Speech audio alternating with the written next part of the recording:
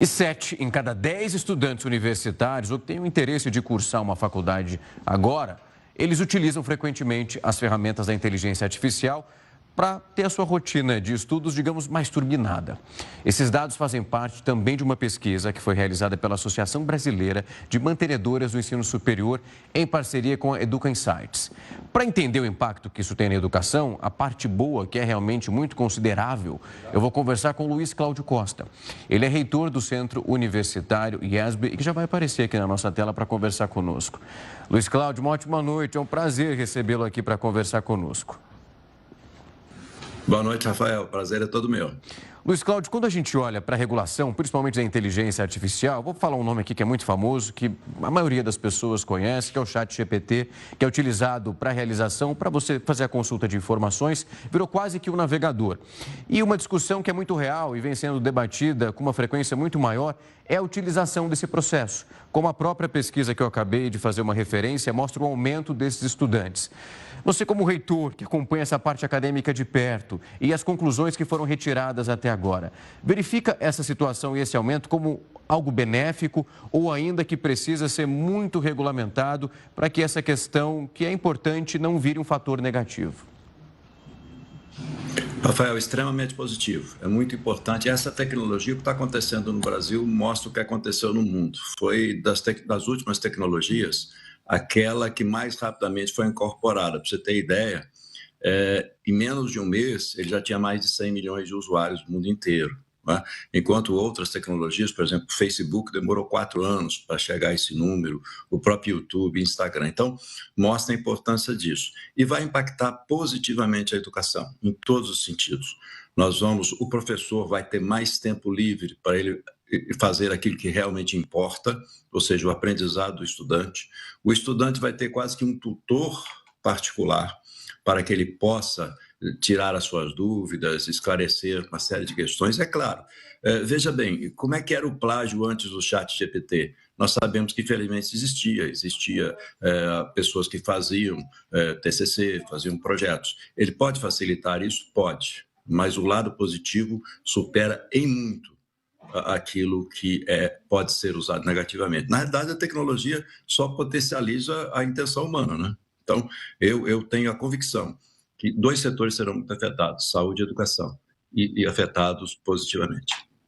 Essa frase é muito boa. De fato, o que nós temos é uma plataforma que vai acabar, de alguma maneira, ressaltando uma característica humana. Se uma pessoa tem uma tendência a cometer um plágio, então uma atitude que não é correta, a culpa não é da plataforma, é como você utiliza aquilo que é oferecido a você.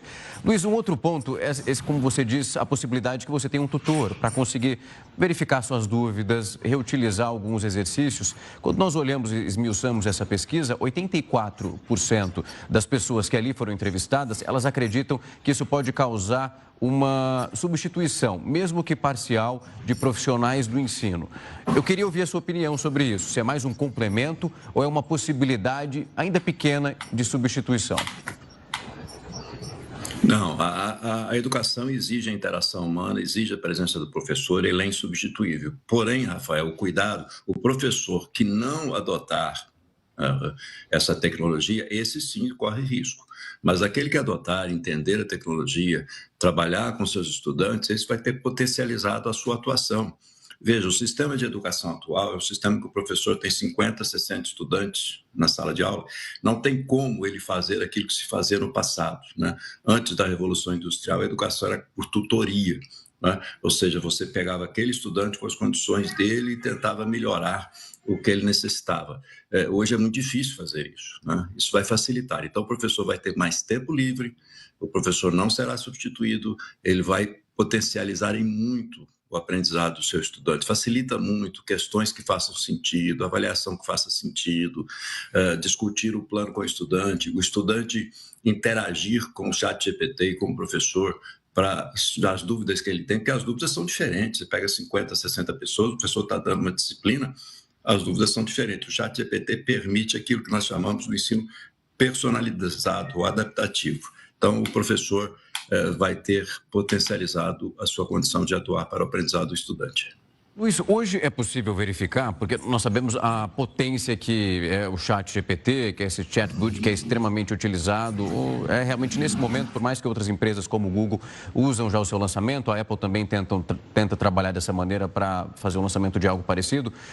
É possível que o professor, nesse momento, como tem sido essa identificação de um trabalho que possa ter sido retirado completamente dessa plataforma, onde o estudante colocou os pontos principais adotados na aula e dali pediu para que a plataforma desenvolvesse, seja um texto ou então algo que vai ser discutido e foi solicitado pelo professor. Existe nesse momento, digamos que alguma métrica utilizada pelos centros universitários ou então pelos professores, seja qual for o nível de ensino que ele está em sala de aula naquele momento, para fazer essas correções e verificar se o aluno utilizou além do necessário para essa entrega de um trabalho? Existe, olha bem, o que interessa nesse caso, por isso, é a interação humana, né? Tem ferramentas, mas essas ferramentas até agora não são tão apropriadas, ela identifica com certo nível de percentual, mas o que nós temos trabalhado muito, todos os professores aqui que nós trabalhamos, é o professor entende o seu estudante, ele sabe a capacidade daquele estudante, ele faz trabalho em grupo, ele tem entrevistas, ele vai ter mais tempo para isso, né? E ele vai perceber claramente em uma entrevista se aquele estudante tem fundamento ou não para escrever aquilo que escreveu, né? Trabalhos em grupo. Então, tem uma série de alternativas que nos permite eliminar esse lado negativo, porque aí, Rafael, eu sempre faço uma pergunta, como é que era a cola e o plágio antes do ChatGPT? Ele existia também, mas só que era de uma outra forma. E como é que se identificava isso, né? Hoje é mais fácil identificar, porque o professor tendo mais tempo livre e trabalhando com o estudante, verificando o prompt que ele fez, né, aquele comando que ele colocou ali, como é que você discutiu isso, como é que você chegou a essa conclusão, como é que foram as perguntas que você fez, porque na verdade o ChatGPT trabalha um pouquinho no método socrático, o importante é a pergunta, né, que a gente chama hoje, já tem uma nova profissão chamada engenheiro de prompt, ou seja, o engenheiro do comando. É ensinar os seus estudantes com isso. Então, tem maneiras e o professor é o melhor para conseguir identificar isso, porque ele conhece a sua turma, ele não pode, evidentemente, antes da tecnologia, saber cada detalhe, mas com a tecnologia ele consegue identificar rapidamente e melhorar, corrigir, né? Porque eu digo muito, faça uma avaliação que faça sentido. Eu tenho falado com os professores, se você faz uma pergunta que o ChatGPT responde, por que você vai fazê-la? Nós temos que ensinar os nossos estudantes o conceito, como é que se aplica, o que deve fazer, só que isso toma tempo. E com o ChatGPT e outras, né? Como você mencionou, tem várias, mas o ChatGPT foi pioneiro, a gente consegue fazer isso. Luiz, eu queria agradecer muito o tempo e a disponibilidade para vir aqui conversar conosco, olhar para esses aspectos. É uma plataforma muito importante, assim como as outras. Ela nos ajuda, é um auxílio, de fato. E a gente torce para que as pessoas consigam, assim como qualquer outra plataforma e outra tecnologia, para expandir de uma maneira benéfica o nosso conhecimento, o nosso cotidiano. Muito obrigado por falar conosco.